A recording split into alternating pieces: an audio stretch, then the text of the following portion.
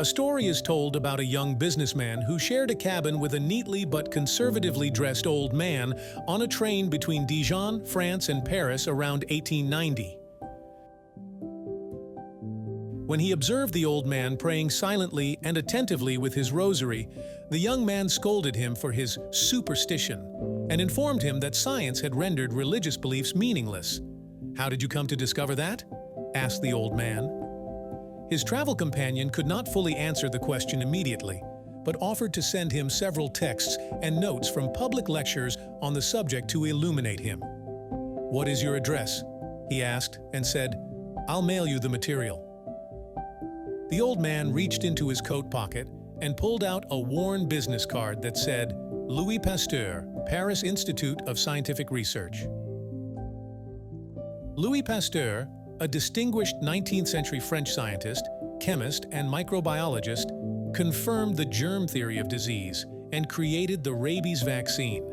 He was born in a Catholic home and raised with Christian ideals. His humility did not hinder his genius, and his dedication to science did not hinder his faith in God. He is reported to have said, "The more I study nature, the more I am amazed by the work of the Creator." We live in a world that tends to be very casual about the issue of pride. We're inundated with books about how to achieve wealth, beauty, happiness, and success. But there aren't many bestsellers with titles like 7 Steps to a Less Glamorous Life or How to Get the Lowest Job. Don King, the boxing promoter, captured our culture's attitude toward humility when he said, "Sometimes I amaze even myself, and I say it with humility." Let's face it, our culture is quite ambivalent about this agreement of humility.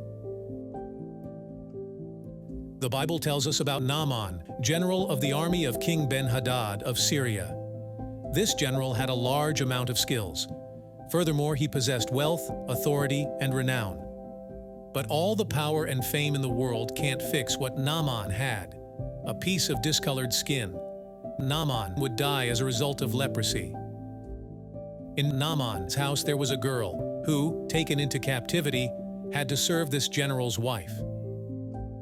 Although a slave and very far from her home, being one of God's best witnesses, she felt sorry for his master, and remembering the admirable miracles of healing performed through the prophet Elisha, she said to her mistress, "If my master went to see the prophet who is in Samaria, he would be cured of his leprosy." Naaman learned of the words the girl had said to his wife, and after obtaining the king's permission, he went in search of healing, taking with him 10 talents of silver and 6,000 pieces of gold and 10 sets of clothing. Naaman went, with his chariot and his horses, and stopped at the door of Elisha's house. But Elisha sent a messenger to tell him, "Go and wash 7 times in the Jordan River, and your body will be cleansed of leprosy." Naaman was enraged and left saying, "I thought he was going to come out to meet me, and that he was going to stand and call on the Lord his God, and then he was going to move his hand on the diseased part, and that he would get rid of the leprosy. Are not the rivers of Damascus, the Abana and the Pharpar, better than all the rivers of Israel? Could I not have gone and washed in them and been clean?" Naaman's proud spirit rebelled against the idea of doing what Elisha commanded. The rivers mentioned by the Syrian captain had beautiful gardens on their banks, and many people flocked to the banks of those pleasant streams to worship their idols. But to wash in the dirty little Jordan River, Naaman thought, was to demote a man from his position. Naaman's servants begged him to carry out Elisha's instructions. They said to him, "Sir, if the prophet had commanded you to do something difficult, would you not have done it? Well, even more so if he has only told you to wash yourself and you will be clean." Naaman's faith was being tested while his pride contended for victory. At last faith prevailed, and the arrogant Syrian put aside the pride of his heart and submitted to the revealed will of God. He immersed himself 7 times in the Jordan, as the prophet had commanded him, and his flesh became like that of a young man, and he was clean. Grateful, the now humble and believer Naaman returns to the prophet and tells him, "Now I am convinced that there is no God in all the earth, but only in Israel. Therefore, "Please accept a gift from this servant of yours. This servant of yours will no longer offer burnt offerings or sacrifices to other gods, but to the Lord." But Elisha, refusing to receive any payment, reminds us that healing and salvation is a free gift and a blessing that God mercifully grants. Naaman had to humble himself and obey Elisha's order in order to be healed. Obedience to God begins with humility. He had to admit that divine methods were better than his own.